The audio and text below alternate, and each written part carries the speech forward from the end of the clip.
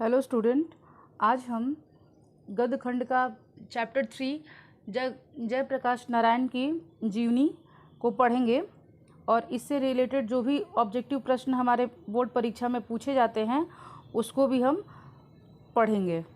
ठीक है, उसकी प्रैक्टिस करते हुए चलेंगे। तो जयप्रकाश नारायण जी की जीवनी है वो बहुत ही महत्वपूर्ण है और ये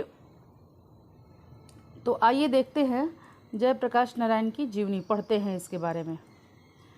देखिए, जयप्रकाश नारायण जी का जो जन्म है वो 11 अक्टूबर 1902 को हुआ था। ठीक है, कब हुआ था? 11 अक्टूबर 1902 को। इनका निधन कब हुआ था? 8 अक्टूबर 1989 को। और इनका जन्म स्थान क्या था? सितारा गांव, उत्तर प्रदेश के बलिया और बिहार के सारण जिले में फैला है। जो सिताब का दियरा गांव है वो उत्तर प्रदेश के बलिया और बिहार के सारण जिले तक फैला हुआ है। पुकार के नाम मतलब बचपन में इनको क्या बुलाया जाता था? तो बचपन में इनका जो नाम था वो था बावले। बचपन में इनके बावले, अब बड़े होने पर जेपी नाम से प्रसिद्ध थे। इन्होंने अपनी जन पक्षधरता के लिए लोकनायक के रूप में प्रसिद्ध हुए। यानी जयप्रकाश नारायण जी को लोकनायक भी कहा जाता है। देखिए, यहाँ पे बोर्ड में आपसे प्रश्न पूछ सकता है इस बार 2023 के एग्ज़ाम में कि जयप्रकाश नारायण जी का जन्म कब हुआ था, उनका जन्म का स्थान क्या था, निम्नलिखित में से उनका जन्म का स्थान क्या था। तो इसका आप उत्तर देंगे उत्तर प्रदेश और बलिया के सारण जिले तक में। फिर इनके जयप्रकाश नारायण जी का पुकार का नाम, बचपन का पुकार का नाम क्या था? तो क्या था? बावले। और जयप्रकाश नारायण जी किस नाम से प्रसिद्ध थे? तो जेपी नाम से। और जनपक्ष धरता के लिए लोकनायक जी को किस नाम से बुलाया जाता था? तो लोकनायक, जयप्रकाश नारायण को किस नाम से बुलाया जाता था? लोकनायक। ठीक है, तो इस तरह से ये प्रश्न आपको बोर्ड परीक्षा में पूछे जाएंगे, बहुत ही इम्पॉर्टेंट है, इसको बहुत ध्यान से सुनिएगा।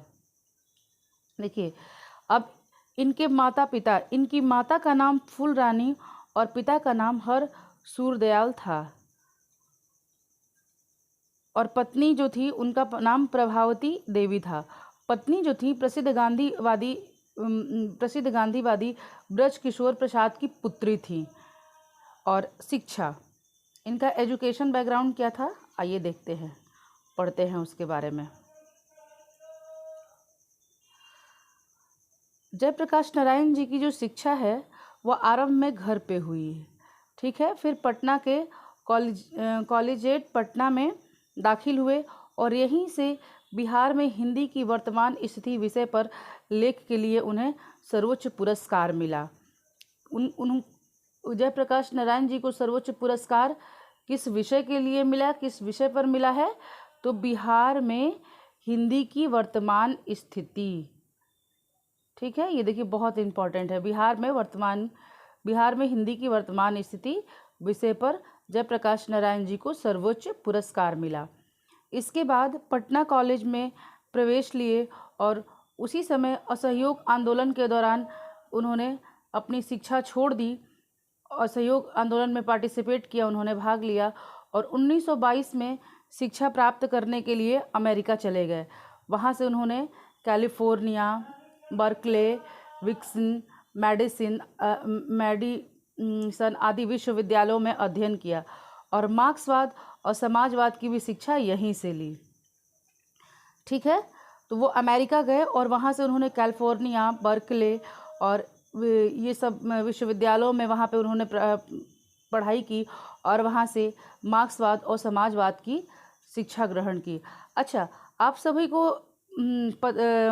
बता दें कि ये मार्क्सवाद का अर्थ क्या होता है। देखिए, जो मार्क्सवाद है वो क्या है? ये जो आपका मार्क्स जो थे वो बहुत ही प्रसिद्ध क्रांतिकारी थे। उन्होंने पूंजीपतियों और जो गरीब मजदूर होते हैं उनके बीच जो क्लास स्ट्रगल है उसके बारे में उन्होंने बताया था कि कैसे जो पूंजीपति हैं वो मज़दूरों को कम मजदूरी दे करके और ज़्यादा काम करवा के कैसे उनका शोषण करते हैं। तो जो मार्क्स की जो विचारधारा है इसको दूर करने के लिए क्या उपाय थे, ये सब मार्क्सिज्म में पढ़ा जाता है। कि अस्वस्थता के कारण वो पीएचडी नहीं कर सके और देश लौट आए। राजनीतिक जीवन, उनका पॉलिटिकल कैरियर कैसा था, आइए पढ़ते हैं।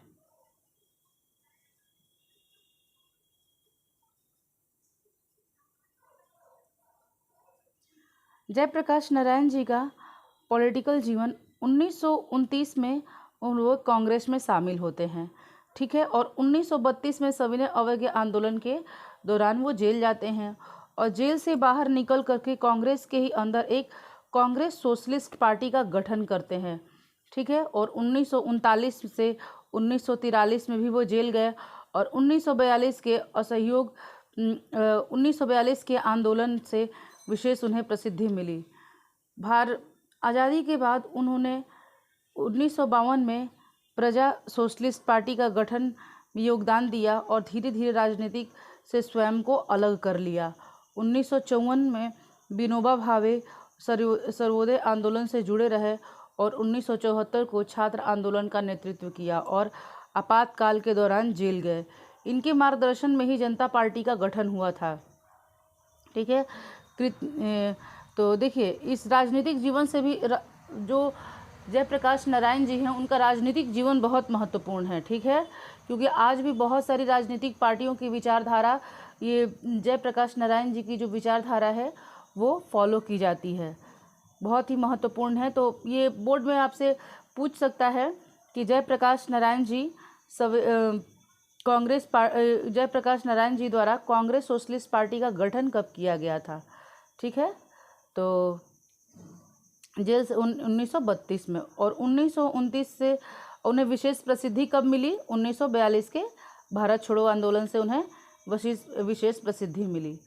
और उसके बाद उन्होंने ये भी बहुत महत्वपूर्ण है, विनोबा भावे के आंदोलन में वो कब जुड़े, तो 1954 में, ठीक है। विनोबा भावे के सर्वोदय आंदोलन, विनोबा भावे का सर्वोदय आंदोलन बहुत ही महत्वपूर्ण है, यह आपसे कंपटीशन में भी पूछा जाता है, ठीक है।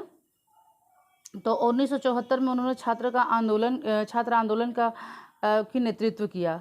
और जनता पार्टी, आप जानते हैं कि जनता पार्टी ही वर्तमान समय में भारतीय जनता पार्टी के नाम से प्रसिद्ध है, ठीक है। तो इसका भी गठन उन्हीं के समय में किया गया। देखिए इनकी कृतियाँ, मतलब इन्होंने क्या क्या लिखा है, क्या क्या इनकी रचनाएं हैं। तो रिकंस्ट्रक्शन ऑफ इंडियन पॉलिटी, इनकी एक पुस्तक क्या है, रिकंस्ट्रक्शन ऑफ इंडियन पॉलिटी। और कुछ कविताएं भी इन्होंने लिखी हैं, डायरी निबंध भी प्रकाशित हुए।